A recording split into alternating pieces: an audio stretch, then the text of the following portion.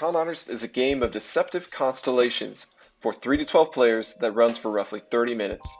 Each round, one player takes on the role of Chief Astrologist, who selects a topic, draws a constellation that relates to the topic, and drops these cards into the telescope.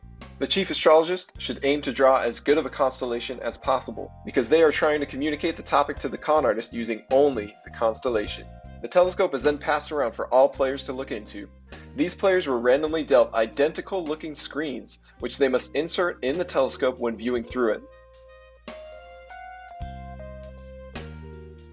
The catch is that one of these screens will secretly block out the topic, and the player with this screen will realize that they are not a regular astrologist like everyone else. Rather, they are the secret con artist of the round.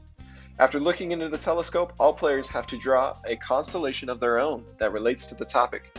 But the con artist won't know the topic. They'll only have the Chief Astrologist constellation to hopefully interpret correctly. After the astrologist and secret con artist draw their constellations, then the topic is publicly revealed, and players enter a discussion phase where each constellation is scrutinized for its authenticity. Now that the con artist knows the topic, this is their chance to bluff about their own constellation, blend in with the astrologist, and direct suspicion toward others. Using their con artist vote tokens, players will then vote for whichever constellation they feel to be the most suspicious. They will also vote for whichever constellation they felt to be the best of show. Finally, the true con artist is revealed in an epic climax, as each player takes a turn placing their screen on the con artist tile to reveal the true swindler.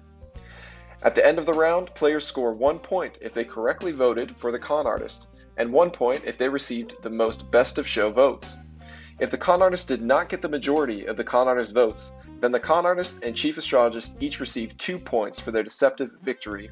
The role of Chief Astrologist is then passed to the next player in clockwise order, and the rounds continue until one or more players reaches 5 points and ends the game.